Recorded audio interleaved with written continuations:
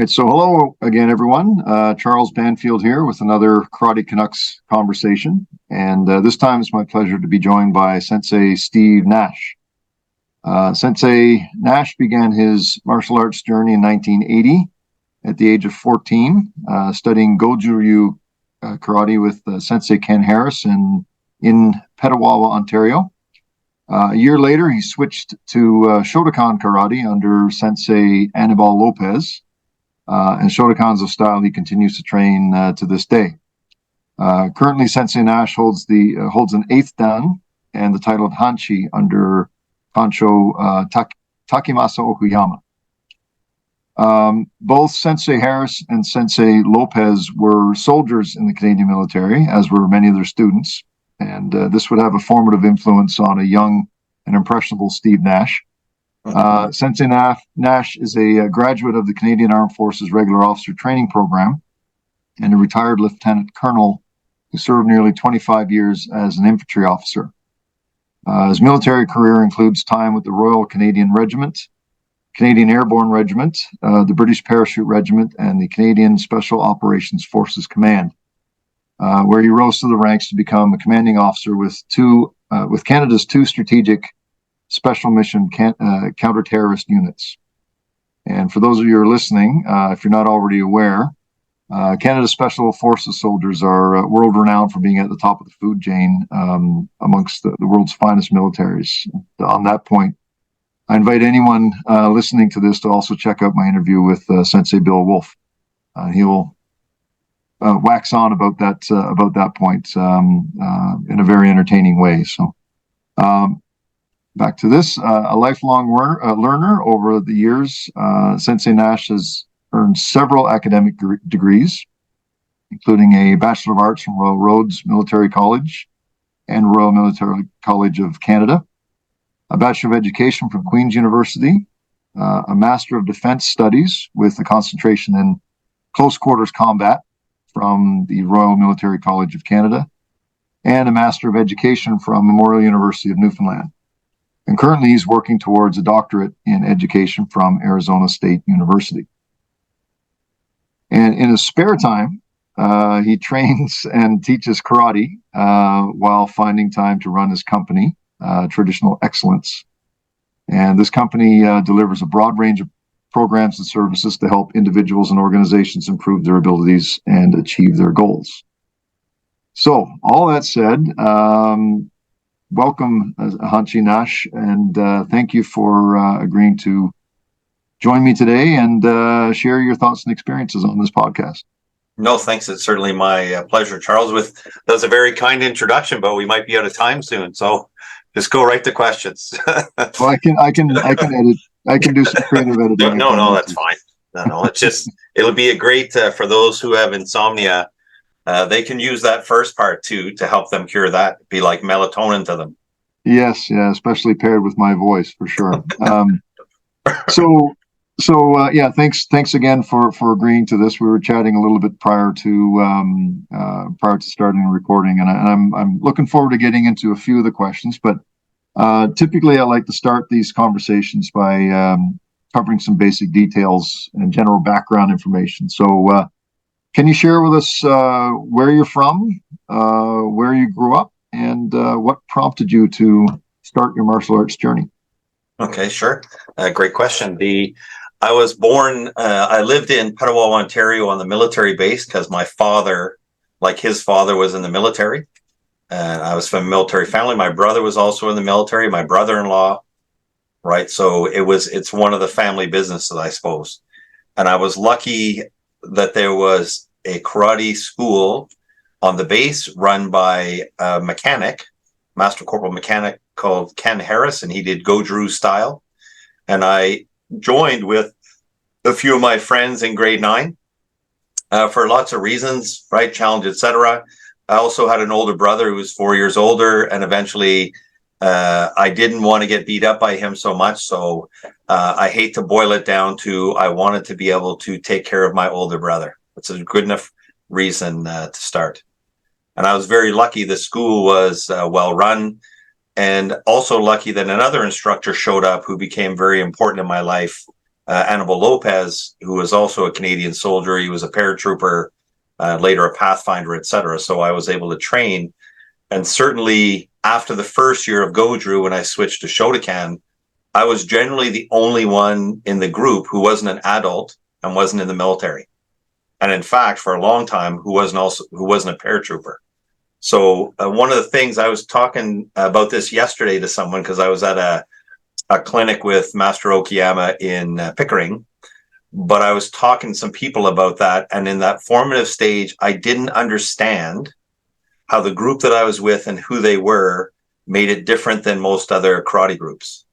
Because I'd only been with one group for a year in this other group. So in my formative mind, I'm like, well, all karate groups are like this.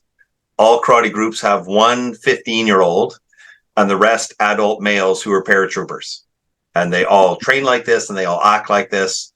And it actually took me a number of years, like after I left that group, when I went off to military college in the military myself, to discover that there was different types of training groups who were not like that. Yeah. Which other people caught on to much quicker than I did. I'm a slow learner. So I was somewhat surprised at the depth and the breadth of the way in which people gather to train, which I'm still fascinated by. Mm-hmm. Mm-hmm. So how would you characterize the difference between, I guess your experience with training with, surrounded by paratroopers who are by nature pretty intense individuals. And you get them together in a group, it's even more so. Versus going to a more civilian oriented dojo or school. Like how would you characterize the mood in the room? I would say there's three major differences.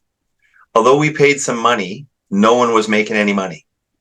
Mm-hmm. Because it was on the base. We trained out of one of the base school gymnasiums. So it was minimum money, and the instructors never made money from it. They couldn't, right? Not that they couldn't by rule, but it's just not the way our group was. So especially with the group in Shotokan with Anibal, like he was a hard soldier, a Pathfinder, right? A paratrooper, right? And did all these things. So the second part was the level of fitness and the engagement required. And the third one was that because it was that engagement, we trained 3 or 4 days a week, 1.5 to 2 hours each time. And that, like, if it was Christmas Eve or if it was whatever, we were going to train. We trained outside in the snow. We trained in bare feet. We trained inside, outside, running around with rucksacks. And part of me, as someone like age 15, 16, 17, didn't really understand that that's not what everyone else did. Mm-hmm. And even when I joined the military, I was surprised at officer basic training, what we did not do compared to what I'd done with, in a way, this set of like 5 or 6 older brothers. That's what they kind of became to me in this group training. Because by then my actual brother, he was older, so he was already left home and he was gone away, right? So these other guys that I was training with, who were, I don't know, 7 to 15 years older than me, were my older brothers at this stage, which is a powerful development stage, but interesting for me in karate training, and not everyone has the benefit of that. At the same time, not all aspects of that part of my training would I carry on now, because they weren't all positive. If I could put a point like that, right? It was what it was. Yeah, interesting. So fast forward a little bit, I guess. You, after high school, you enrolled in military college. Yeah. And was there an opportunity to train karate or any other kind of martial art when you were there? Or so when I was lucky when I went to Royal Roads in Victoria, in Esquimalt, Royal Roads Military College. Mm-hmm. There was a karate group there, and as a recruit, you're not allowed to train with any of those things for the first few months. But then I was, and I actually took the school over when I was a first year. Yeah. And led the school for a few years. Then I came to Royal Military College, and there was a karate group there too. And I took that group over to kind of lead that for a while too. But in each of those groupings, I met some new people, which allowed me to learn some new things. Again, from my initial who I was and how I trained, and I became a black belt just before I joined the military, right at about the 4.5 year point.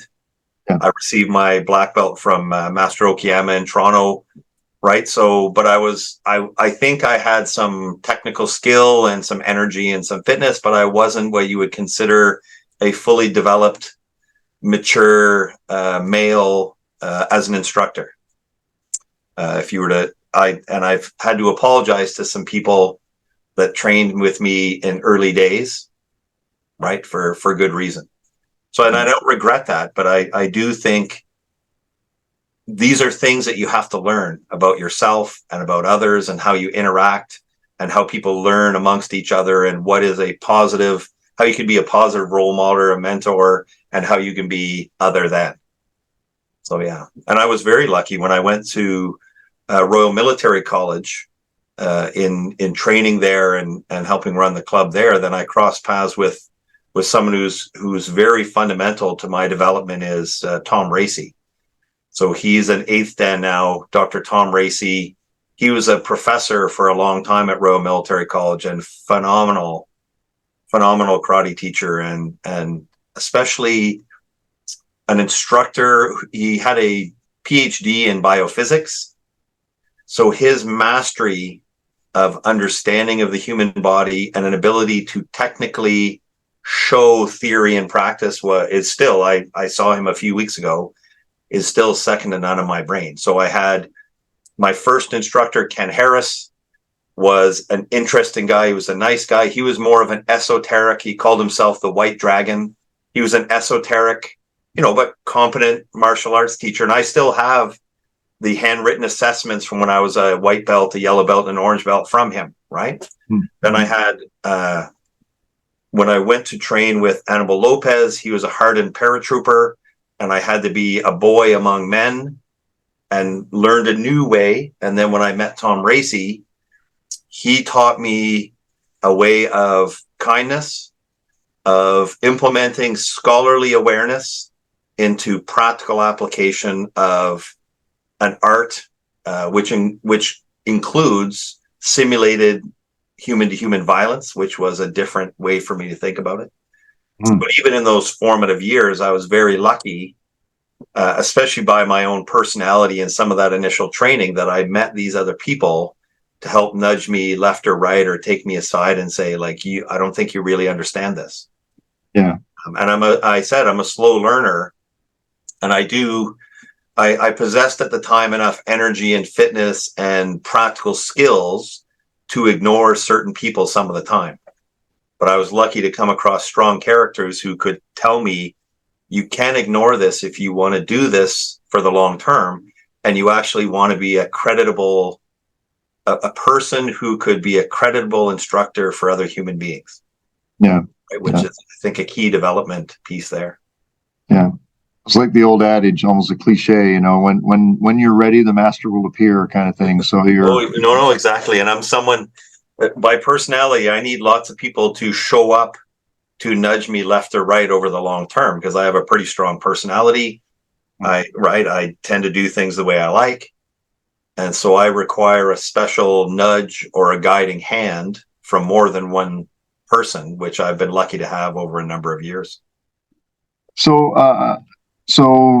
Kancho Takemasa is your current, I guess, style head or master, if you will. What was how was that connection initiated? Was it through Dr. Racy or was it through? No, it was through Anibal Lopes. So Anibal finished he was a very high-end competitor. So he's of the bracket of Brad Jones and Carmen Forgione and Ron Takats and Zvonko Slebia, like all these guys in the Karate Ontario they're sort of a half generation ahead of me. And then Anibal was trained by Kim Dunn and another, I'm trying to think of the other gentleman. He was, I think he went back to the Philippines. Anyway, but he trained with like Lincoln Wallace and all these guys, right? So they were affiliated with Master Okuyama. And then Tom Racy was a senior student of Soroka, right? A Soroka sensei until he passed away. But Tom had already taught with him or trained with him for 40 years. Mm-hmm. Right. Mm-hmm. So even by coincidence, I had this lucky merging of these two lineages, which in the real world don't always get along in a way that we would dream they get along, right? Because they're people. But I was lucky enough to train with both, and Master Okuyama accepted me as his student, and he's my master in 1983. Right. So I've been lucky enough to train directly with him. But because of my affiliation with Tom Racy and the RMC karate group, which used to think of it as like my second home for training, that gave me a very useful, close relationship with the Soroka grouping as well. So that's the connection there. Okay. Yeah. Very interesting. So changing gears a little bit here, I was going to ask you about key instructors and influences, but I think you've already covered that one off. So there's lots. Flow of the conversation. Yeah, I'm sure there are. So one of the things that I wanted to get into with you is one of the themes that I like to discuss is the effect that martial arts training has on the lives of practitioners outside the dojo, right? Mm-hmm. Now, for someone like you, somebody who's spent more than 2 decades as a soldier and several years as an unarmed combat instructor and use of force instructor for police and security personnel and so on, did you feel your martial arts training gave you a bit of a leg up, so to speak, in these roles? Or was it a situation where you had to unlearn some things in order to be really effective? Well, I think it was a combination of both. Because one of the things, if I was to draw out a Venn diagram of what martial arts are and a sub-bracket of karate and judo, and then I could draw another one of self-defense and another one of military armed and unarmed combat and another one of police use of force, they're overlapping circles, but they're not the same. Yeah. They have overlap. So one of the things that enabled me to do is over the last 35 plus years say, well, what's the overlap between Shotokan Karate or Judo? Because I've trained in as many different arts as I could with as many people that I could cross paths with and trust. And then say, well, what are these things? What's the relationship between these? What's the commonality? What's the center? And then what are things like, so if I teach a karate class and like I have a gi top on now, how's that different from if I was to train a police service, as I just was a couple of weeks ago, in use of force in 21st century Ontario, or if I was to go back to train like with direct impact or someone with unarmed combat or armed combat in a more lethal sense, or if I was going to teach self-defense to young women at Queen's University or St. Lawrence College, which I've done. So there are some distinct components that are different, and there's some overlapping pieces in the center, which I've been trying to think of, like how do all these things relate over time? Yeah. So are they more similar than they're different, do you feel? Or well, I think I've discovered is all martial arts and all these things are the same at the core, because they are the human body, which is quite common, although we are taller, shorter. Some people have a 6th finger or a 6th toe, but not many people have an arm coming out of the top of their head or their head on the bottom of their leg. So we're nearly identical. So the human component and how human beings operate, including under stress and in the face of violence, is the commonality. And then how you divest that into training becomes different. So if I do a 2-hour workshop with some young folks who are going to go to college and university, I might only see them once in their lives for an hour and a half. So I've got to condense some ideas, some theory, some ideas, and some practical application that they can carry forward.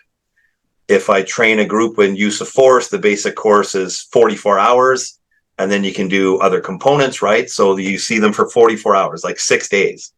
Yeah. If you do military armed combat, you do it in a different way, and militaries are covered by Crown indemnity. So the things you can teach them, you can't teach anyone who's not in a military. Likewise, you can teach a police officer things that you can't teach anyone who's not a badge police officer. Yeah. And then if you train in martial arts, the real difference there is if I train with someone in martial arts, if I'm lucky, I can train with them for 4 or 5 decades. And it's been useful for me because I'm a slow learner. Like I'm not I'm a kinesthetic learner, but I'm not a fast kinesthetic learner. Like I have to look at things like I'm never sure if I'm actually an 8th dan or a Hanshi. I think I'm a pretty experienced first degree black. Like I'm pretty sure that I can do some things quite well. And I look at it, when I look at those things, it's the basics. If you can understand and practically apply basics, especially under stress, when you're tired and in the face of violence, then you have something that you can extrapolate in many ways. And I also believe if you can't do that, then no matter what you can do when those things aren't there, they might vanish as soon as there's stress, as soon as you're tired, because violence is a very sensitizing thing, a very special and sensitizing thing to the human brain. Yeah. Yeah. Anyway, so I look at, there are overlaps, but there are definitely differences. And when I train different groups, I try to tell them, we are going to do this, which is not this and not that and not that. But even if I teach, I don't like the word self-defense. I usually call it personal awareness and safety. Because if I say self-defense, they picture running around, kicking people in the crotch, like yelling fire. Yeah, well, just doing all kinds of things. And I'm like, I'm not sure. I had this discussion at this seminar yesterday with someone, because one of the things they claimed is, well, if that happens, I would just kick them in the crotch. I'm like, okay, well, I don't know very much, but I would suggest that action is quite dangerous for you, because it's probably less than 30% likely you're going to get the result you want. But you could get a very bad result, as in you put them in what I would call the black. If you connect and it's such high pain, they'll stop thinking and now they'll approach you as a true predator, which you really don't usually want in a human encounter. So just like, because there's basic ideas, and as before we started the recording, we talked, there's many misconceptions in the world around us about martial arts, about these different things. But all you have to do is watch a Marvel movie and view the boundaries of what's not real, but what people can see on the screen in front of them. Yeah. So what would you say is the most common dojo myth that has to be dispelled? Like when you're talking about, I'll use your term, personal awareness and safety. Yeah. I think, and I knew this early on, but for example, karate to me is an apprenticeship, just like being a plumber, just like being an electrician, just like education is, and just like being a soldier is. So generally speaking, in apprenticeships, you are an apprentice for 4 to 7 years. And then you get your journeyman ticket. So at 4 to 7 years as a plumber, you can now do plumbing on your own. In 4 to 7 years in academics, you have an undergraduate degree. You can go and talk about things. In the military, you're a corporal as a soldier, or a captain as an officer. You're a journeyman. In karate, that is first dan black belt. 4 to 7 years in, just like an electrician, you have proven that you know the basics and you can do basic wiring in a house as long as a master inspects your electrical work before it's certified. So that, and I knew this early on. I had an idea of the many things I didn't know, but I was busy trying to learn and do the things I could do, right? So I think that is one of the, when we see a black belt in our minds, like if you say in general society, Charles is a black belt, Steve's a black belt, they'll be like, oh my God, like they can chop cars in half. Well, no, that means that they have done some training with a certain group for a certain amount of time, and they've taken on a journeyman in an apprenticeship standard level. And that's why also to become a master, just like to get a master degree, you have to go back and you go to practical life, and then you go back and you train for it. And the same as if you want to, I'm working on a doctorate now, and the irony of my doctorate is many of my peers are in their late 20s or early 30s. So, but I'm 57. So in my degree search, I've tried to put 5 or 10 years in between, because I think that's kind of what you do in karate. You don't start sniffing around for a belt, or I don't think you should, until 4 or 5 years, 4 to 7 years have elapsed as your next stage in an apprenticeship. Right. So maybe that's one thing. And the other thing I would suggest, and people often ask me, I'm sure they do you as well, like they say, oh, someone wants to do training, or my son wants to do training, where should he go? And I'm like, I don't know, like if it's in the right place at around the right time and the money seems to be right, and you go there and it seems like a good place and they really like it, it's probably the place. But to say whether one is good or not, I would have a hard time. And then they say, well, what martial art is best? Well, I don't know. Well, should they do judo or aikido? I don't know. And in a way, it doesn't matter if they've never done any of them, because one might be an entry point to other things. And they might discover that they're really tall, so maybe one martial art is easier, or they're really small and stocky, or they're light, or they're fast, or something, or it doesn't float their boat in that way, right? So maybe those are the 2 points that I'd suggest. Black belts are journeymen, learning, and that every group that trains does in their own way. And for someone to understand it, they should go and observe, they should interact, think about it, try it. And if it fits, it fits. And if it doesn't, well, maybe it doesn't. So digging a little further, I guess, into your own military experience and so on. You have as I said in the introduction there, you did a master's thesis in close quarters combat systems and so on. And you've done obviously training in this, and if you were a paratrooper, you definitely did. So the question is, if you were to compare the hand-to-hand close quarters combat system that is taught to Canadian military personnel, what would it most resemble? Would it be, more of a striking kind of system, a grappling system, throws? Yeah. Well, it's interesting because it's gone through a number of iterations.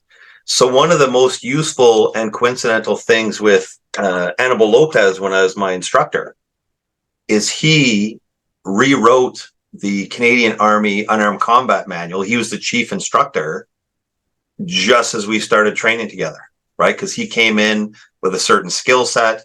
The Airborne Regiment where he's working needed this thing, so he helped draft it and create it.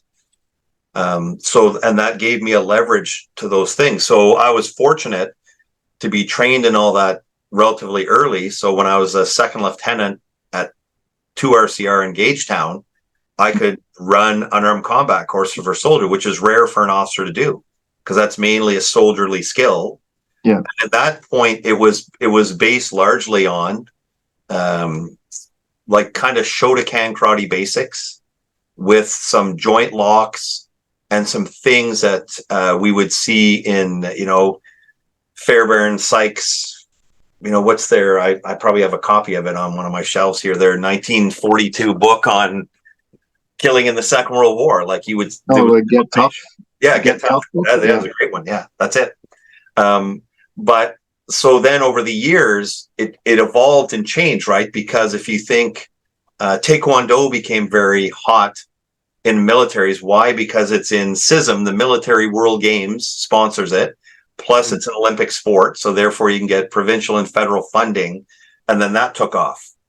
And then MMA and other things. And now jiu-jitsu has come back. So at base Petawawa and base Gagetown, they've had major jiu-jitsu Army martial arts tournaments, which they're not quite Army martial arts, but it usually goes in a cycle, right? From stand up to grappling.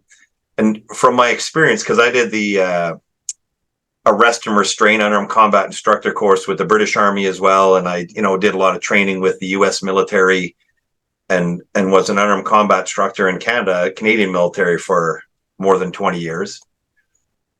But the basis of all those things are far more limited to basics than any martial arts program or whatever. Like, because you got to boil it down. Yeah, you're gonna give it to privates and corporals to use when their weapon fails or they're in true close quarters combat. So inside the space, inside a room, inside 25 meters, inside 10 feet, when all else fails, right? You're gonna struggle to the ground, and some of it is bayonet work and these other things that we've been using for a long time. You can watch the movie Zulu to see lots of good bayoneting, but so some of those carry. But the main, I think the Canadian version is okay. It's always changing, and we almost never want to do the training. So part of my master's degree on close quarter combat looked at, there's two things that the Canadian Army was really, and the Canadian Forces was saying we should stop because too many people get hurt. And that was unarmed combat training and obstacle courses. But I looked at the statistics through the safety, occupational health and safety. So for those two activities in like 20 years, let's say there was 200 people in the Canadian Forces injured in 20 years by obstacle courses and unarmed combat. So 10 a year.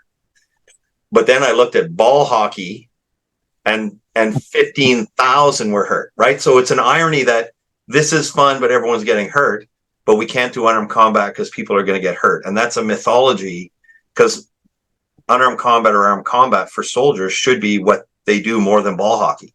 Yeah. In my tiny mind. So it changes and it moves. And I would suggest much of the Canadian Forces today, that's one of the last things they would do. I'm hoping that in the combat arms and the infantry and other places, they will continue to do some of it. And certainly in Special Operations Command at JTF2 and other units in there, it's a mainstay as well. But what they do is very basic. Yeah. They're very good at it, but it's very basic. You can describe it as ground and pound, right? You have 2 seconds to subdue the person in the room that you've now decided that you're not going to shoot, or you can't shoot them. 2 seconds, 1, 2, they've got to be grounded, right? Yeah. So, and when you say basic, you mean limited in terms of the options. That's right. Yeah, well, especially under stress. Yeah, because too many choices creates too many funnels and light switches of I have to choose between A, B, and C. Took too long. Yeah, and you don't have 30 years to master it either. You need to be able to do it in 6 weeks or correct. And that's one of the real, like you were talking before, right? One of the real challenges. And how do you break that up? Because militaries tend to clip things, make them official packages, and then declare you an instructor. Mm-hmm. So if you haven't done it in 20 years, but you did it in 2003, they could still say you're an instructor. You could say, well, I haven't.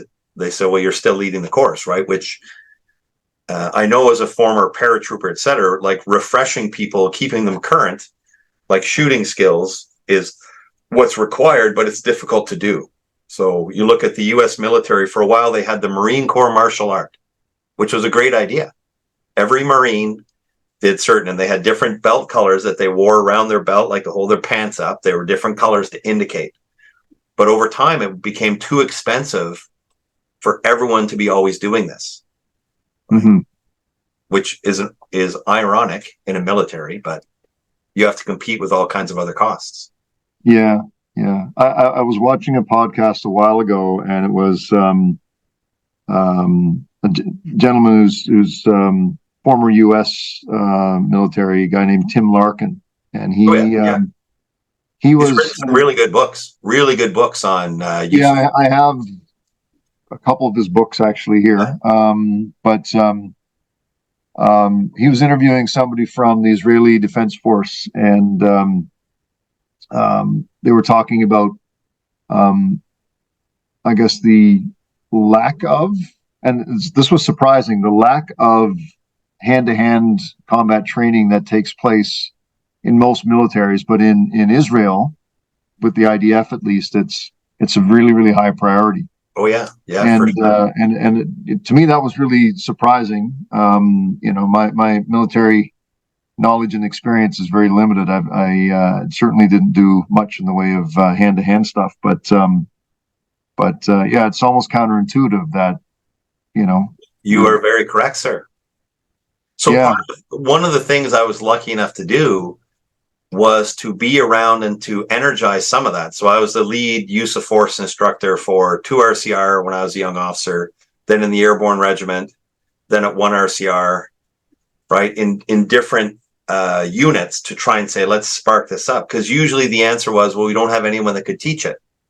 And I would say, well, I can. And they would say, well, prove it. I'm like, okay, there's my certificate. I'll show you right now.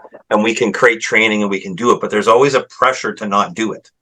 Right. Especially because someone could get hurt. And the main thing is, what if someone goes into town, a soldier goes into town and punches someone out and says they learned it? The irony is, you're in the military, you know how to do lots of things. So if a guy who drives a tank beat someone up to town and they don't say, well, we taught you how to drive a tank, that's why you could beat this guy up. But so we actually have those fears in Canada, and certainly as proven by activities in the Middle East now, the Israelis have a very real requirement to be able to take care of things in a more personal level. Yeah. So would you say the opportunity lies with the commanding officer to you know, for whatever he's commanding, you know, to instill that training? Or well, maybe, but he probably has no experience in it. It was only coincidental that I was an officer and I could teach use of unarmed combat and use of force. It was a rarity. Most instructors of any sort with that, or those with competency, are soldiers, and they don't have the higher order command impetus to tell other people what to do. So, and are they open to the ideas of maybe, you know, high level civilian martial artists? Yeah, I think they do some of that. In fact, when I was a company commander at the 1st Battalion, the Royal Canadian Regiment in Petawawa, I brought Master Okuyama down. Brought him to both the 1st Battalion and the 3rd Battalion. We trained with like 400 soldiers with him, right, and to let him talk to them and kind of share some ideas. And it was very fun, but for most of them, they didn't understand what it meant anyway. It was fascinating for them to meet a Japanese karate instructor, but what, in a way, what context did they have? As good as it was. Right. So, and again, the impetus is like, maybe the key question is, why is it that you or I or anyone does martial arts? Like, why? Do you do it for the artistry? Do you do it for the social engagement?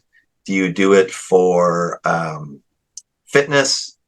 Like, why? And this is something I think about more and more, because sometimes I cross paths with people and for a second I think I don't agree with why they do it or the way they do it. And I have to say, wait, they do it for this.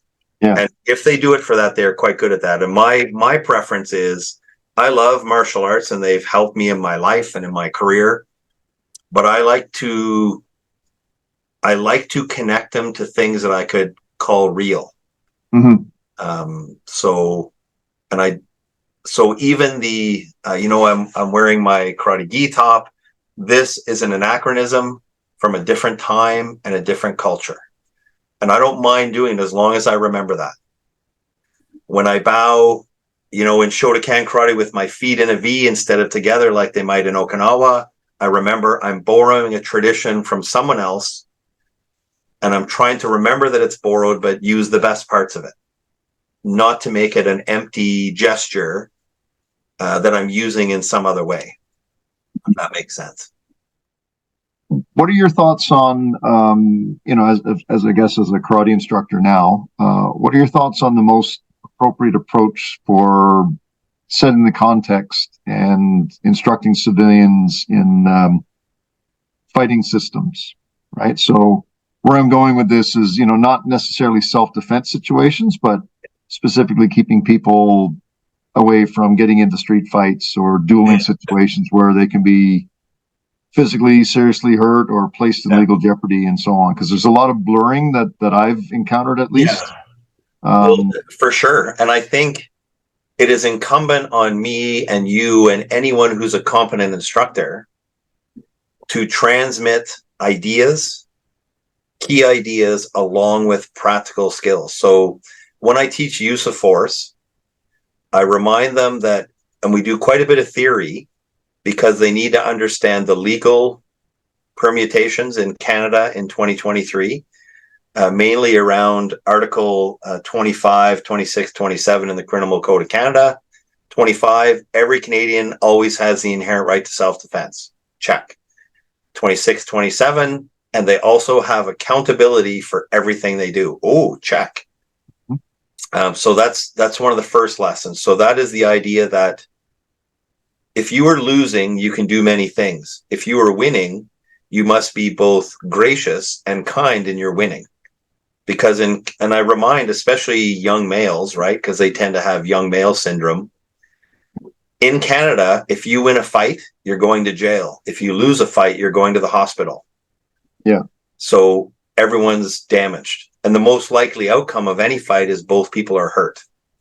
And I worry media and television and movies suggest that righteous vengeance makes it right to hurt other people because you've been wronged and they started it. Mm-hmm. And two, that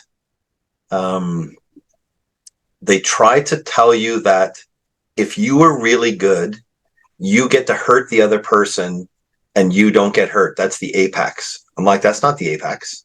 The most likely is everyone's hurt. Mm-hmm. The apex is no one's hurt. If you are an instructor or in the military or in policing, the preferred outcome is you get hurt and they do not. The least preferred is they get hurt and you do not, because they don't have training. Maybe they're having a bad day, right? But that's the opposite of what media shows. Media shows, I kick you in the face, you go to the ground, I stand over you because I have righteous vengeance and I feel great from it. Mm-hmm. But I don't, certainly my experience as a combat arms officer and soldier is in any engagement that you win, you should be lucky and grateful that you won by chance, but it will not make you feel good. It should not, to cause harm to another human being. So this fake mantra, and it's particularly pernicious in our society, showing young women that if they feel slighted, they could kick someone in the face or hurt them or break their arm and then have a big smile and carry on as if they're a great person. I'm like, that would worry me even more. Like if a young male, stupid as young males often are, does this, well, they'll pay a price and take some punches in the face. But to think that some of the themes suggest that a young woman might do that and lord over someone that they've hurt and feel good by it, that blows my mind. I'm like, I don't believe that to be true. I think the opposite would be true. Mm-hmm. But it's related to this idea you have a responsibility and an accountability. So even in teaching use of force as a specific grouping, well, I've had to go to court for someone that I trained to describe why I trained that and how I did, because I was accountable for what I trained according to what they did. And I think we should all remember that. Mm-hmm. Show to be the best that we possibly can be, to help them in the world, right? So they don't hurt someone and they don't get hurt. Yeah. So. Do you spend a lot of time on like de-escalation strategies and so on? Or yeah. So for sure, and we also look at, not just proxemics, like the relative space or distance and direction of other people, but we look at the relatively modern sciences of how you read someone when you're in contact with them. And if you do rolling arts or hands-on arts, the difference of when someone's going to fight you when your eyes are closed and you touch them and when they're submitting, right? You can feel it. And then can you read nonverbal cues? Can you understand social engagement, including psychopathy and sociopathy? Can you understand what 98% of the population would do before a fight, which is yell and posture and do whatever, and recognize those things so that you're not drawn into it as well. So we go through a bunch of those. And then, but in the use of force training, which I do for private security and law enforcement, those things are very difficult, but they're not the most difficult thing. The most difficult thing is on the instant of violent contact, like first contact for violence, and the rest of your life. Yeah. Right? Because you have sort of pre-engagement stressors, anxieties, which could be 1 second there's going to be a fight, or I'm training and there's going to be a fight, or I'm worried about a fight. But then you have the engagement itself, which has its own consequences. But we know post-traumatic stress can carry on for the rest of your life, including some basic ones where you had something broken or you were hit in the head. And I always remind people in all training, it generally takes one hit in the head, to change the rest of your life and someone else's life. Not like in the movies where you can take 100 hits and get your head rammed off a wall and off a post, and then you get up and you wipe it away and you become awesome. I'm like, I don't think that's how it happens. So what advice would you have for somebody who's perhaps considering a career as a soldier or police officer in terms of their physical and mental preparation, just given your own experiences? I think because humans are an integrated system of systems, you need a physicality because your physical body carries around your brain. It's the mode by which your brain is transported around. But your brain has emotional components and cognitive components and sensory components. Like we have 3 levels. Humans are lucky that we have 3 levels to engage with the world. Like you can touch my hand, I have physical sensation, I can hear, I can see. And then that comes in as an initial, I need a response to something. Then I can feel, I have an emotion in my limbic system, I have a feeling about it, and then I can have cognitive thought about it, which takes time and is quite complex, but at least we have all those things to do it. So for policing and military, I work with lots of young folks to help them get into policing, and I work with the Police Foundations program at St. Lawrence College, etc. And same with the military, there's a process, there's no shortcuts, and you're going to be expected to do all parts. So there's a fitness test for being a soldier, and there's a fitness test for being in policing. Mm-hmm. If you're not fit, it's going to zero your chance of doing that. Just going to zero it. Zero. You have to do cognitive assessments. So if you're not thinking, and if you're not prepared to think, it's going to zero it. Mm-hmm. And if you're emotionally unstable or socially unstable, then it's also going to zero it, which I think is useful. Because for policing in Canada, I want the very best citizens possible to apply and then get them through the process. But if they're not a good person, I don't want them to get through. Yeah. A military is slightly different. It's not that I don't want the best people in there, but the military, in its foundation with socialization in boot camp and whatever, in recruit training, it's more, I would suggest that a military, like in a country like Canada, is both a warfighting force and an orphanage. It's the largest social welfare agency in Canada, right? It takes in between 50 and 100,000 people from wherever they come from at 17 years and older, and it can give them 35 years of life. And in each bracket, it can change who they are. Mm-hmm. Because that's what the process is all about. It's part of my research with my Doctor of Education Studies, because it's back with the Canadian military. In fact, it's with Special Operations Command. Like, how do they do these things and why do they do them this way? Because it's a type of education system, because it's an apprenticeship. Mm-hmm. And apprenticeships try and mold. It's part of the, there's a social cognitive theory and a social apprenticeship theory, which militaries and martial arts and other things hearken on to. How you create progress where you change their thoughts and their behaviors and their attitudes over time in a larger group, which is the guild of apprentices, right?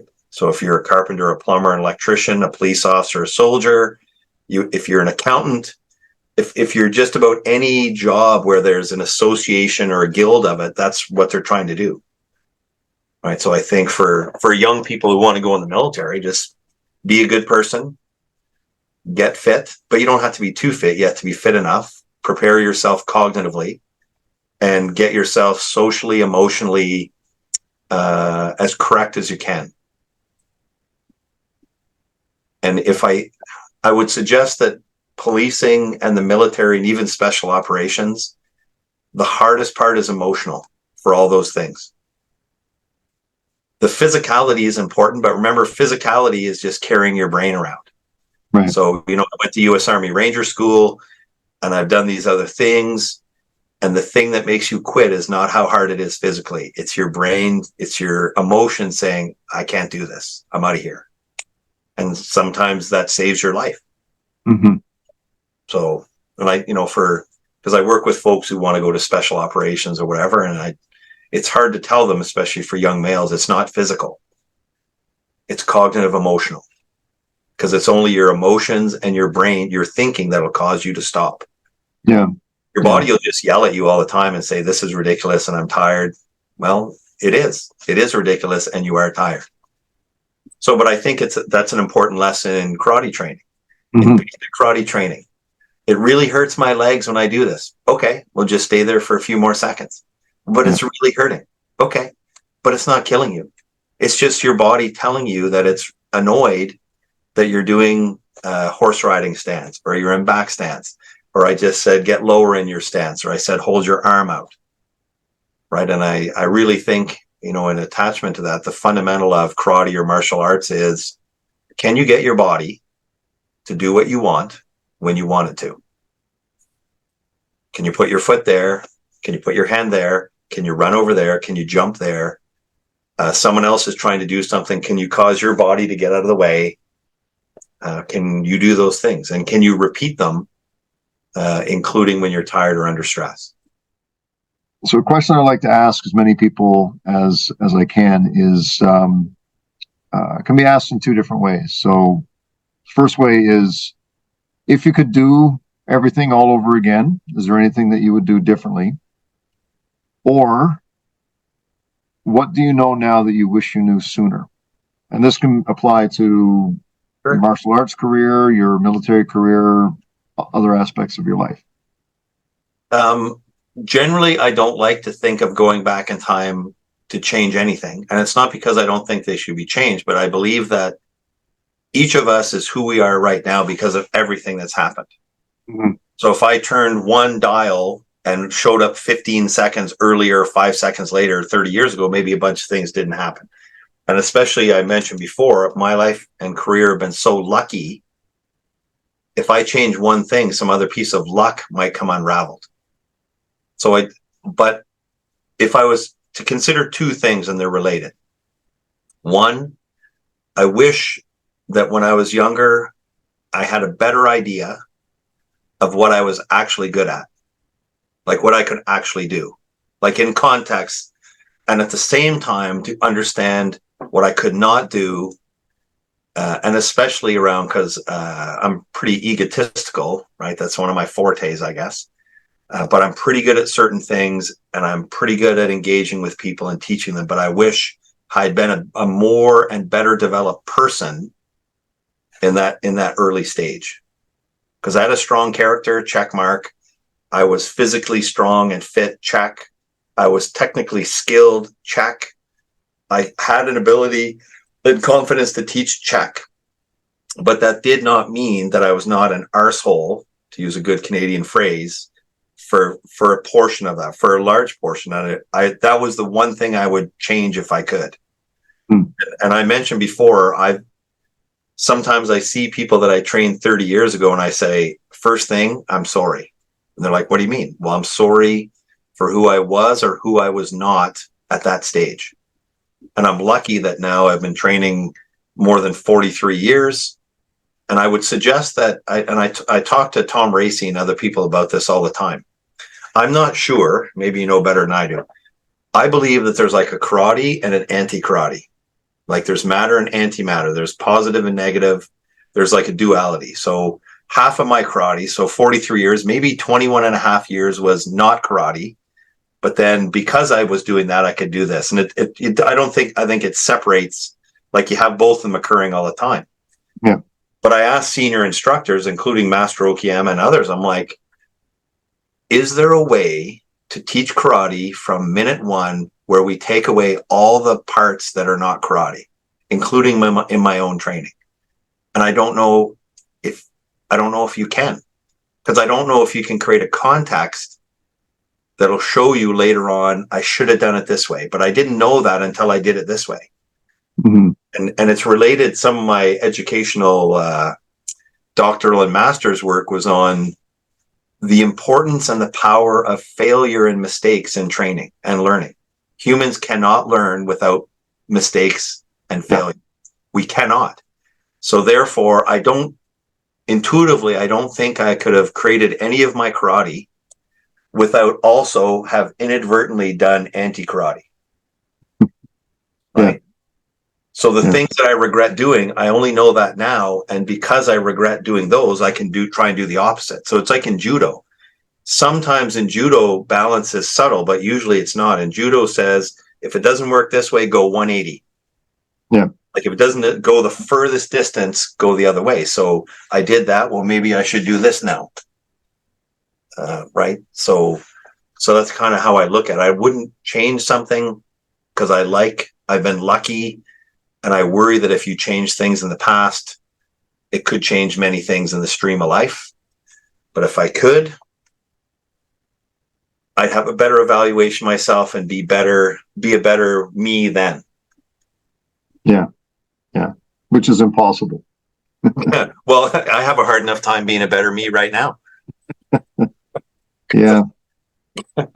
Yeah, somebody said to me once, or I read it somewhere. I can't remember exactly the source, but it was like if you look back on your life and there isn't something that makes you cringe now, that what you did in the past, then you have not evolved at all.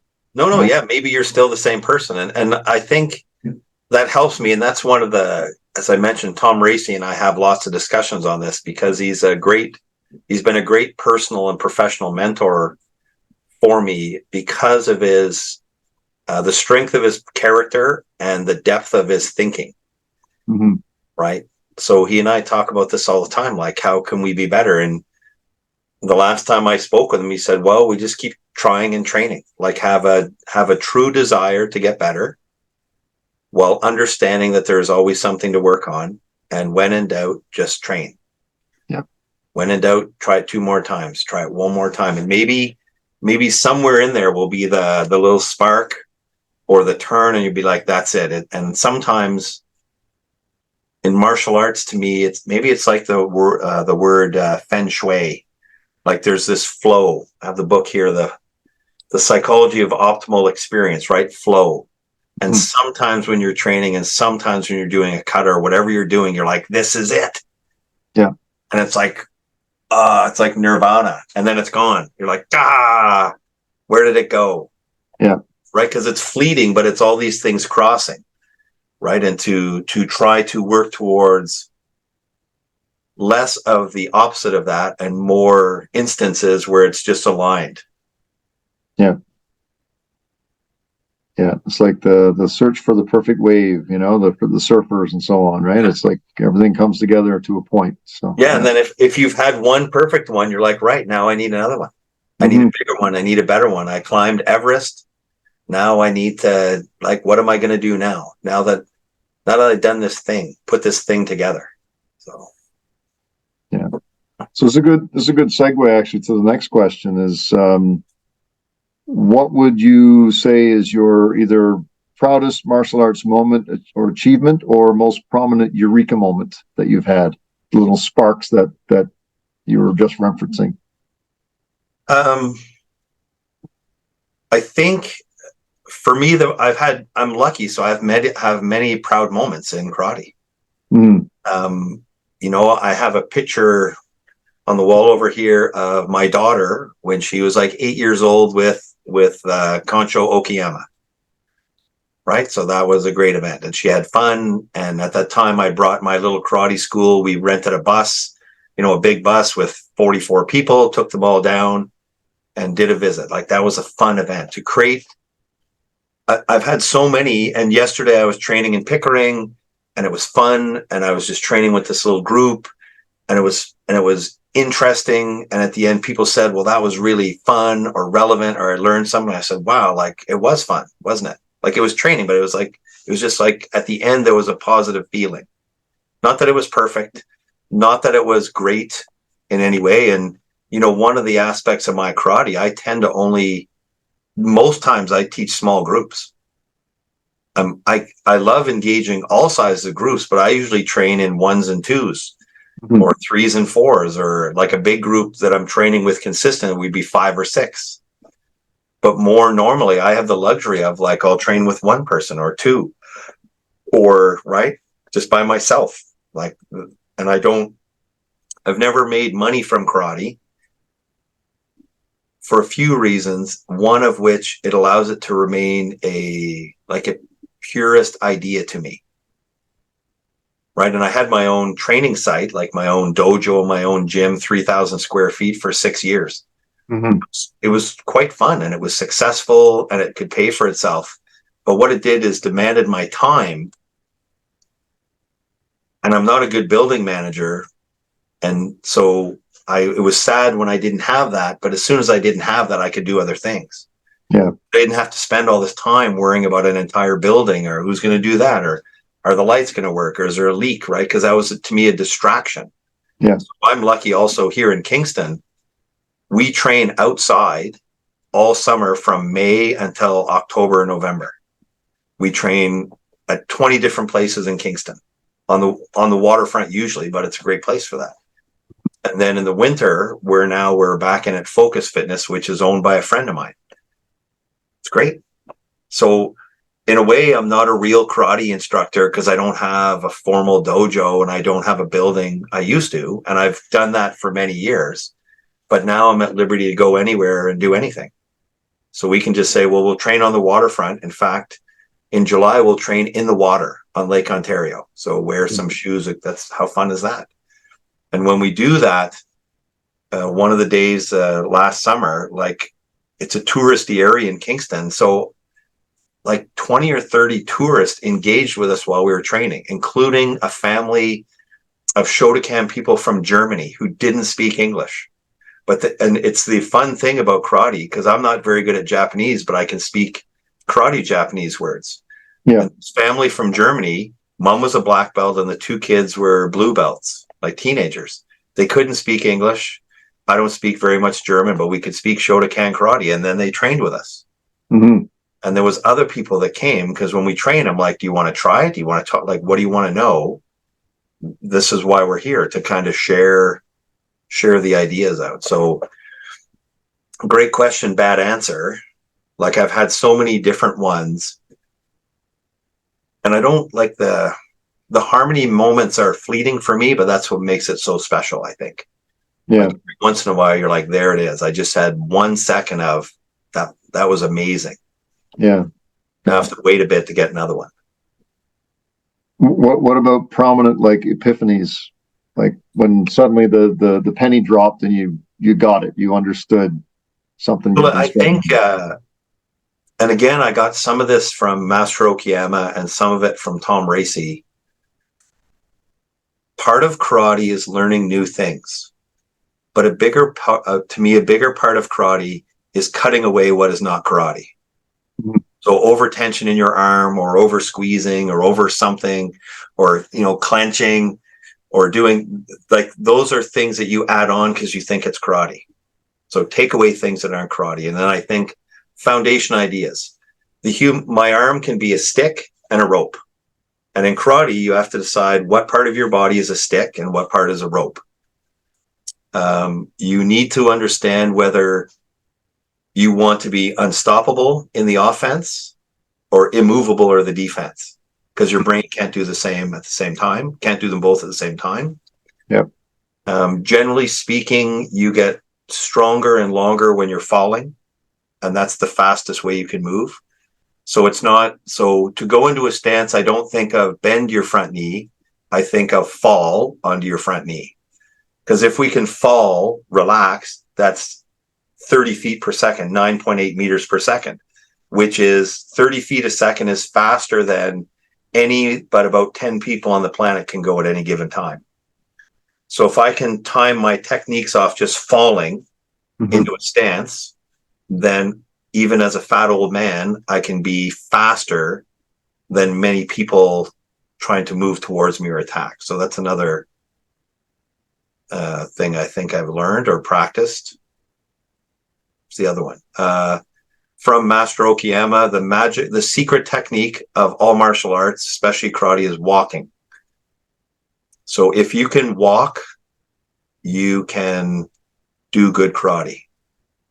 And the last one maybe that I think I've thought about, because I talk about these and try and implement them in training, is, as far as I can tell, in all the reading and research I've done and practical exploration, humans cannot move at a speed other than what they talk or how they breathe. So if that's why in yoga they talk like this, to calm down your breathing and your brain and your heart. But if you did karate at this speed and talk this way, it would actually be Tai Chi. Yeah. And if you accelerate your breathing and accelerate your talking, then you can move faster and you can do different things. And Bruce Lee tried to portray this with his techniques and his little yip, and people used to make fun of him. But it's the manner by which he was using his voice to time his body, which I find really interesting, because the body is like a biomechanical machine. Where the last one I think you can create small movements and timings that you can then exaggerate to other parts of your body. You can allow your brain to connect them. Yeah. So, and then you can create fast timings with big parts of your body from, even if I just do this, right? Or it's easier to throw than it is to squeeze or to move away. So if I throw this, that timing of my fingers snapping open is actually the timing that I can do all techniques with my body. I just have to so if I want to kick, I can kick at that speed. I just have to tell my body, here's the timing, go, like a metronome, tick tock, tick tock. So, yeah. That last one's an interesting one. Yeah, it's like it removes the governor from your. Yes. Yeah. And the governor of your body tends to be your cognitive brain, because it moves so slow. Whereas your base brain, which is your body brain, this is the only part that moves your body, but your emotions and your cognitive brain can pull a parking brake to stop it or slow it down like a governor so this can stay in charge. But this can't do spatial awareness or movement. This is the only part of your brain that governs movement. So, no, exactly. So sometimes we get in a trap of slowing things down so this can stay in charge. And largely this wants to be in charge so it can assess it.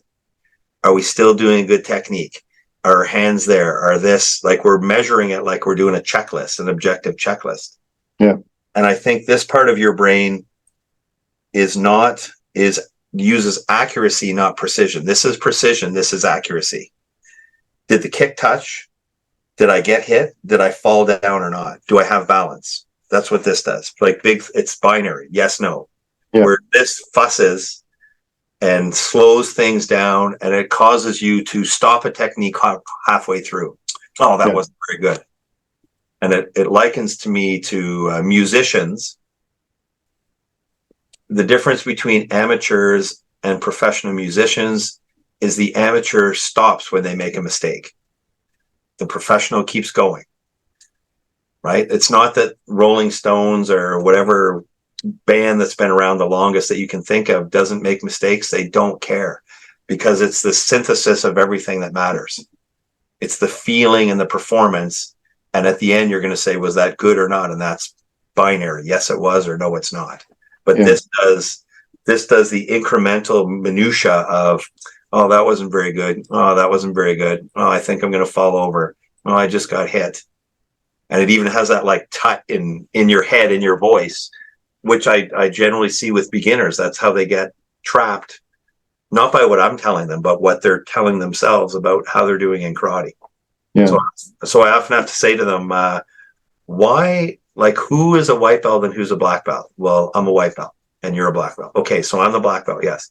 Well, why don't you let me assess your karate then? And, well, like, why are you doing it? This is the first time you ever did karate. Why are you assessing your own karate? That doesn't make sense to me. But to the human brain, it does make sense, because it generally wants to cut things into segments. Yeah.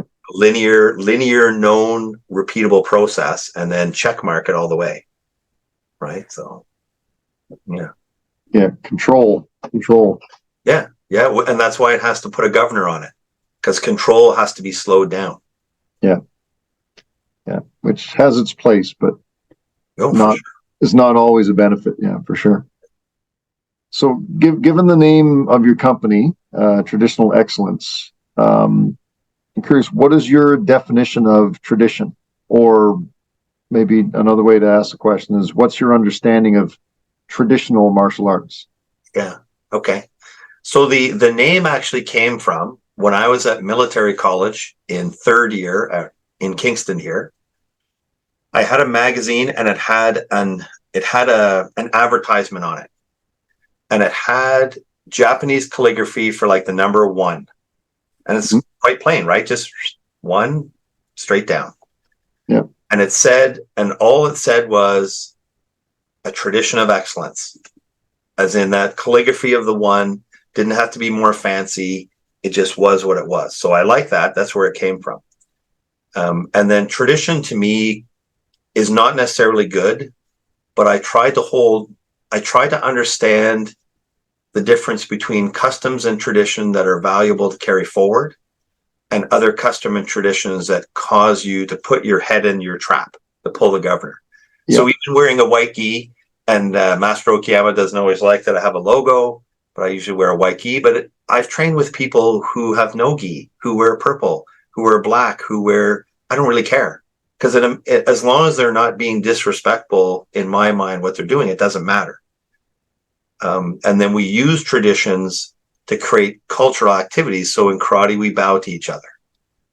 But it's an anachronism from another time and another culture, which not everyone likes. So I try not to be a zealot, because, if we went back to the idea of the Catholic Church, I'm not of the JKA, which I don't disregard them. I think they're great at what they do, but they're kind of like the Vatican, but I'm a Protestant. I take certain aspects and I say, I think I could transmit my message, or the best message possible, in this way.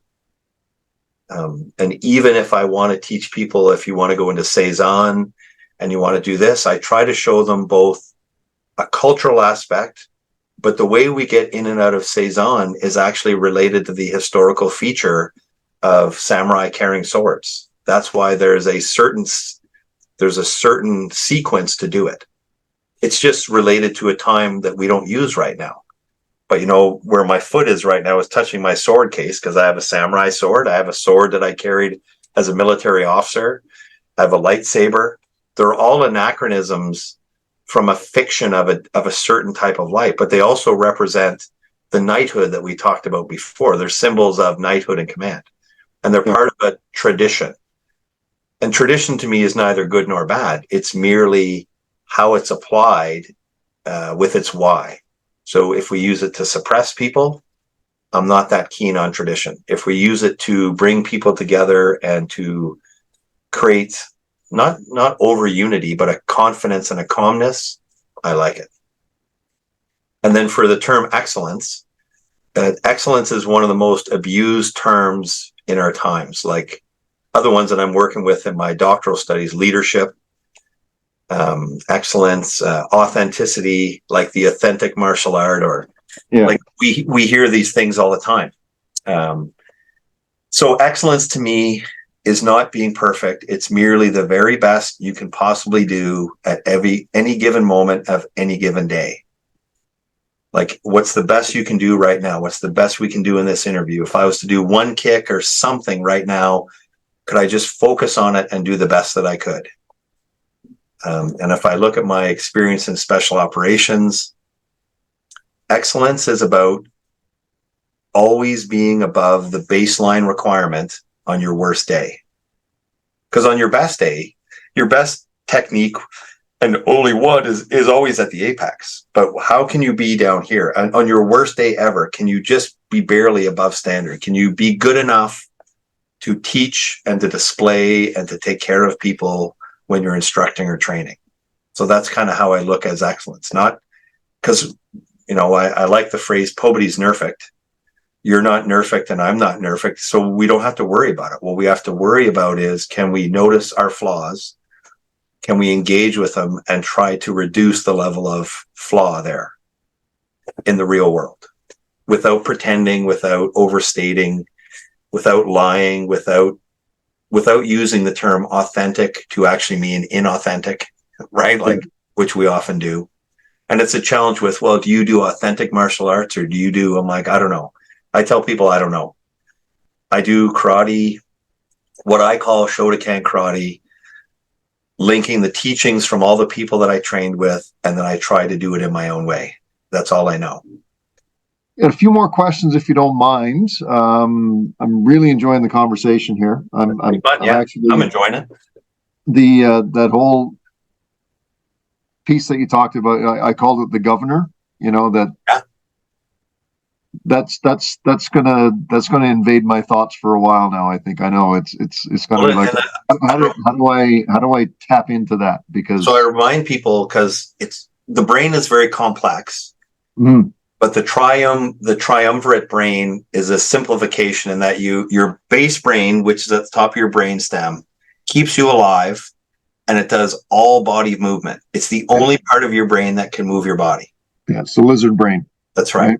Yeah. Over top of it is the limbic system and the mammal brain. This is where some proprioception is, like body knowing where it is, but it can't move your body. And the top part, your human brain, is thought, thinking. 2 + 2 is 4. But it can't move your body. But both your emotions and your thinking brain can pull a parking brake. So it can be even more than a governor. It slows it down when you're going, but as soon as it gets stressed, it pulls the brake and you'll stop immediately. That's why it's hard to teach adults brake falls. Yeah. Because everything in their life has told them, don't bring your head towards that ground. Yeah.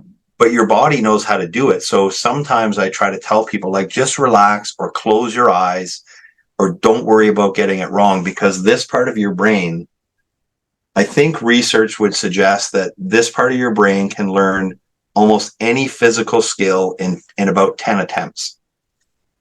But you have to be prepared to fail, get it, fail, get it, fail, get it, fail, get it, fail, then get it, fail, get it, right? Yeah. So you have to go through the first 10 where you're going to fail 7 out of 10 times, right? Yeah.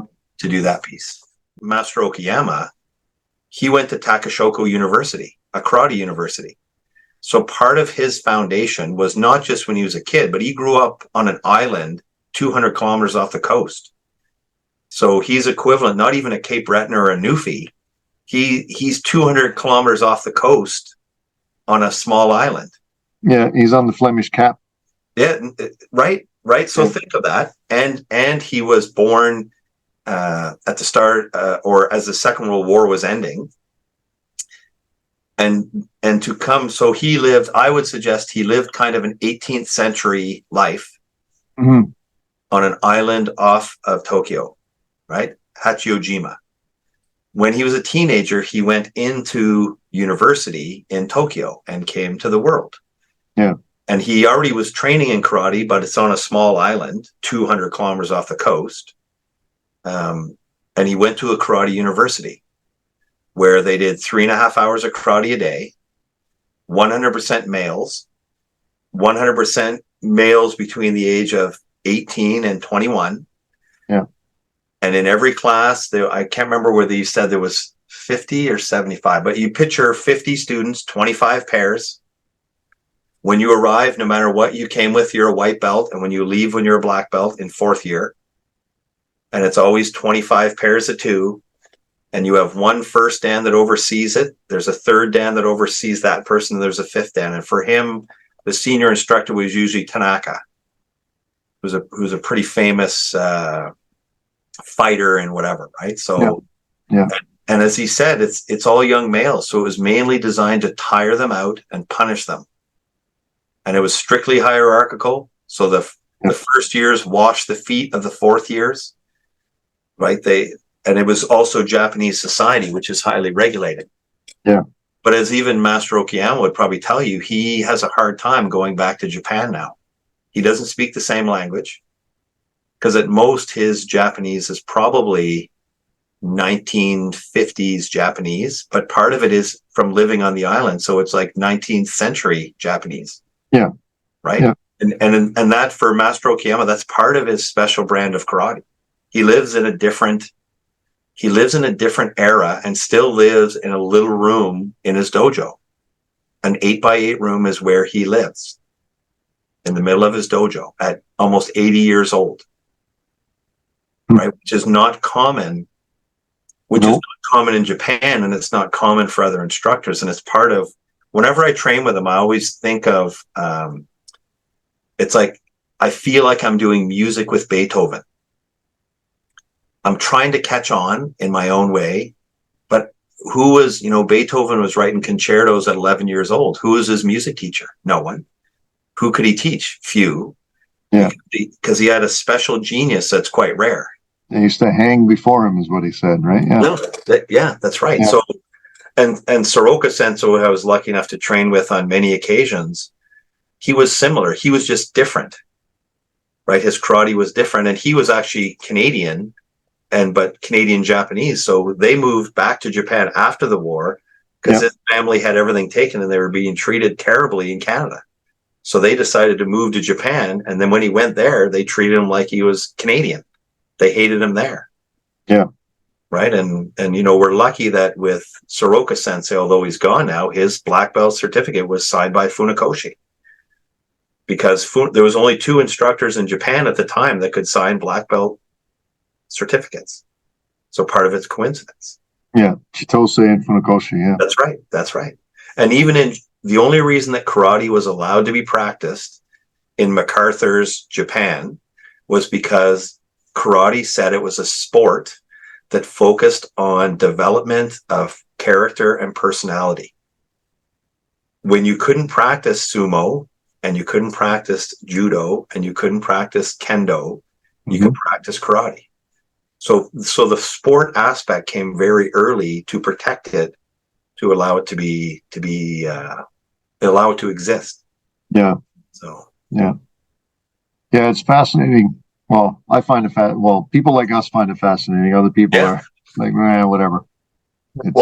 Because it's how things actually get created in the real world. It's not a straight line of wonderful, whatever. It's far more interesting than that. Yeah. Yeah, it's it's very enriched, or it's enriching. The deeper you go down the hole, the more dirt there is, right? It's Well, and then if we're lucky, we're just adding the next few minutes to the story, right, in our own way, in affecting the people we do crossing paths with, who we cross paths with. Yeah. Part of my goal for this little project that I have going is to try and capture some of this, capture some of this history, so that, after we're all gone, if this lives on in some way, people can come back and hear about your thoughts on things or others' thoughts on things. And I think that's really important. If you think, there's very few people surviving that trained with Funakoshi, for example, right? Because he died in 1957. But people who trained with him in the 1950s saw a different person than if they trained with him in the 1920s, right? And I'm lucky training with Master Okuyama. I've now trained with him for 40 years. So I'm now 57. So I first met him when I was 16 and started training with him when I was 17. So when I started training with him, he was in his 30s. Right. And now he's in his late 70s. Yeah. So in the evolution, I was training, with him yesterday, and people who met him for the first time yesterday would say, "Oh, Master Okuyama is this and this and this and this." I'm like, true. But he's also been that and that and that and that, like in an evolution, but the evolution is blind to them because they met him yesterday. Yeah. In fact, I brought someone down there to see him because as he gets older, it's like Soroka Sensei, right? Once he's gone, then no one else can meet him except from a story or a video or a book or a relatively inanimate engagement. In your opinion, what would you say is the single best reason for anyone to train in the martial arts? In your opinion? They get to spend time with themselves and others. Because we live in a world where we don't spend a lot of time with ourselves. And I would suggest that really to experience karate, it's got to be live, face to face with other human beings in close proximity and touching.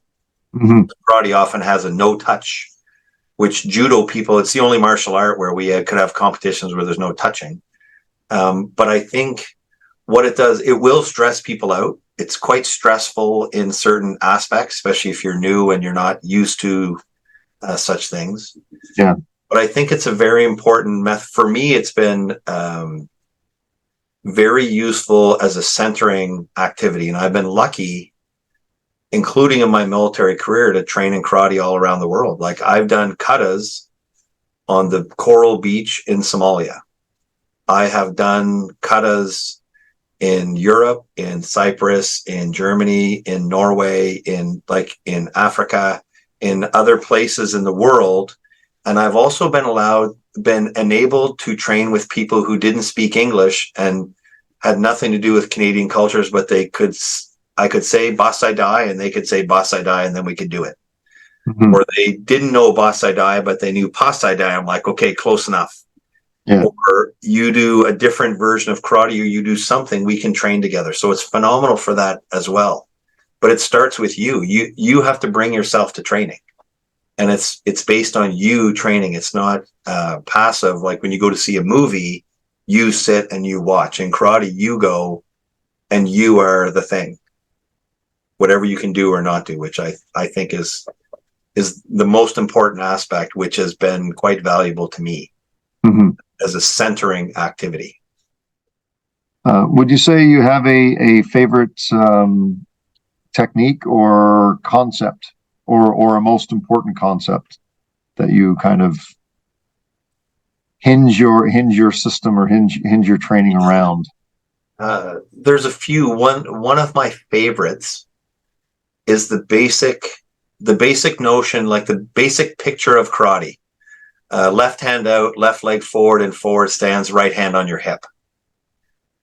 But it tends to be, for me, and I use this a lot in use of force and other type of engagements, that's a finishing position. Because if my right hand is on my hip and I have your wrist in my hand and I have my other hand out straight and I put that against that part in your neck or the side of your neck and I drop in a stance and I separate my hands with those body parts in it, you will be in a position where I'm dominant and you will likely be done fighting, which is what I try and think of. And I try overall, when I teach use of force, etc., it's the same. I'm never in the fight. I'm not fighting. I'm the wet blanket on the other person's will to fight. So when I do techniques, I try to talk to this part of the brain, not this one. Because this one will say death before dishonor, never quit. You just need to whisper. You need to whisper to that part of the brain that if you continue to be aggressive, your life gets worse. And once this part of the brain gets it, people will start to posture and say, what's going on here? And you're like, well, I don't want you to get hurt because I don't want anyone to get hurt, including me or anyone else around me. Yeah. So I kind of look at those, but the foundational technique to me is basic lunge punch right from any initial engagement. And to get out to that position should be you have them under control, because the fist is either here and here, or the brachial plexus origin, or right in the throat.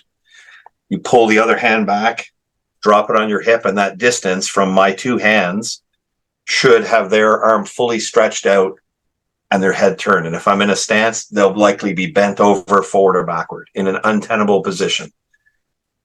So it's one of the ones I try to show people because it's common. You see it in pictures. Yeah. But people tell me why your hand's on. It's not on your hip, so you know where it is. It's there because you can use it to create movement. You can use it to generate power in the other hand, and you can use it to separate your hands and therefore the other person, to pull them apart.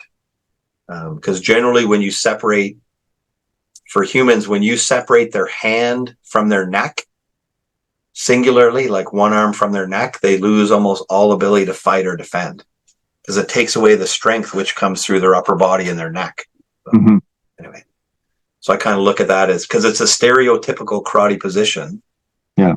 But I might suggest that for many people, for at least a part of their training, they don't understand why it's important, other than you just put your hand there. like, because that's what pictures, you take a picture. Yeah. It's probably because most people punch the air. Yeah, well, that's exactly it. And punching the air is fine. It's just uses your body differently. The even better is doing a front kick in the air. Mm-hmm. Like the idea that their leg goes straight and they hold it. Like, okay, well, now you're doing ballet or gymnastics. It's very artistic. It just has almost nothing to do with doing a kick that would contact another animate human being. Yeah, in a meaningful way. Yeah. Yeah. And it starts here because it could look exactly the same, but this part of your brain knows the difference. Your eyes, because, seeing is believing, you can say, what a great technique. Well, visually it was, but it might not be actually a technique at all other than visually, like visually stunning. And some of the young folks I was training with yesterday, they were amazing, especially a couple of the young girls, like they're provincial champion, kind of like they're phenomenal visually. Yeah. Not to be unkind, visually stunning. What would you say is the main thing that has kept you involved in this for over 40 years? For me, it is the good things it's given me. And because I recognize it's given me good things and I've been lucky with it, it convinces me that if I should do it more to give things out. Because I might only have another 40 years of training. So I have to start to give away, if you know what I mean, to give away some things that I might have. Yeah. And one of the challenges I have in training, especially among black belts, is sometimes black belts come to training for themselves. And that's fine some of the time. But sometimes I say, you need to be here for all the other people. Right? It's great that you're coming to train for you, but if you're already a black belt, you're already a journeyman or beyond, and some people have 40 or 50 years of training, suggest that they could usefully show up for other people. Yeah. Well, and again, because it's given me so much. I've been so lucky, and it has helped center and stabilize a part of my life. It has introduced me to hundreds, if not thousands, of interesting and relevant people in my life.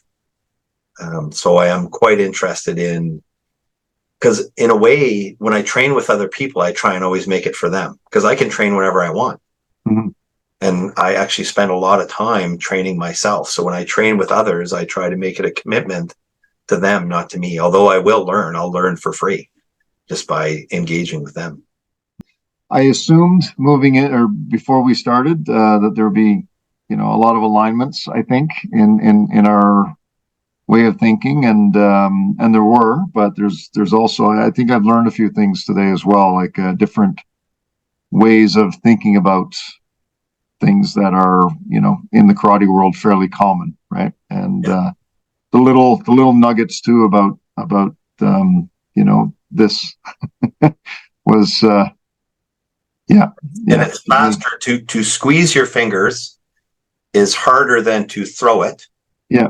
But if you want to set up speed for a punch, you have to pull. That's why your pulling hand's important, because your body is slower pushing, it's faster throwing. So if you make your punch like a throw, you can accelerate it so fast that you have to be careful it doesn't hurt you, because it'll hurt your shoulder. But the other way to do it is time it with your pulling hand, so that the timing that's the timing of the punch going out too, because you just translate it through your body, like snapping a towel, right? Like just think of snapping a towel.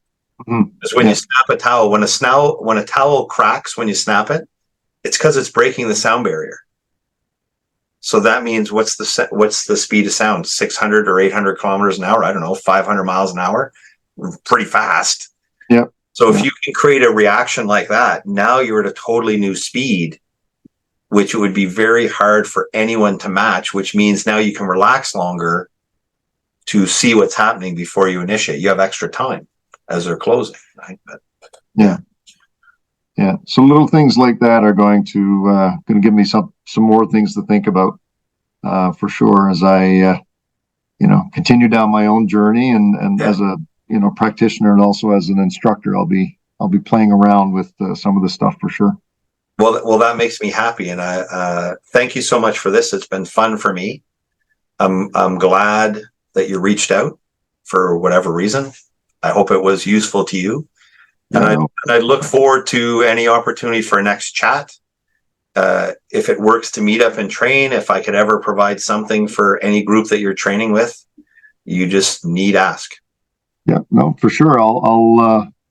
I'd actually really enjoy that. Actually, I think an opportunity to not just meet you, but also share the floor with you, if you will. So Yeah, we'll certainly be in touch about that before too long. I'm certain.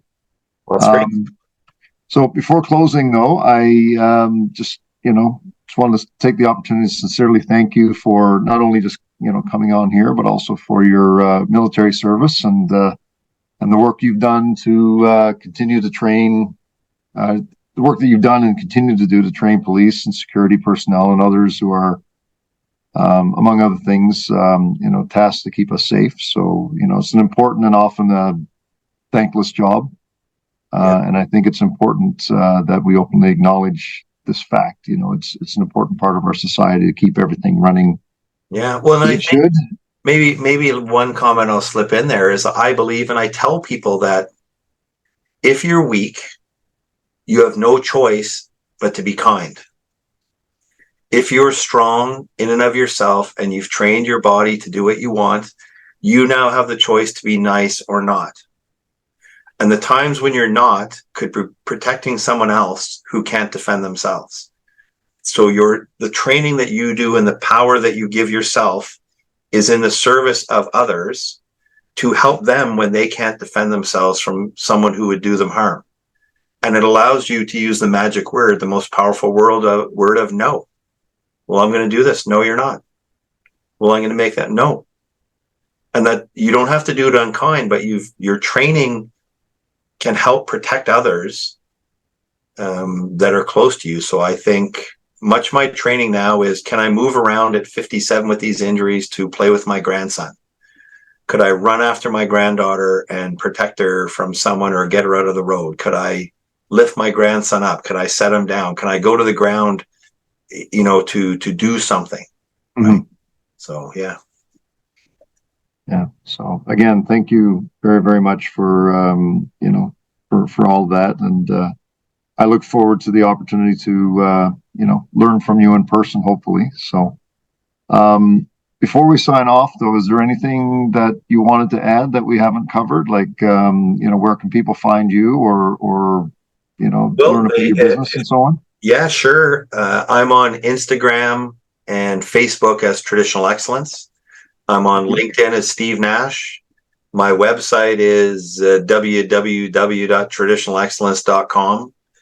And, I would look forward to any and all engagements. Like, the only thing I can guarantee is if people reach out, I'll connect with them and we'll do something. We'll collaborate. If they don't reach out, I won't do anything and they can enjoy their life without me. Yeah.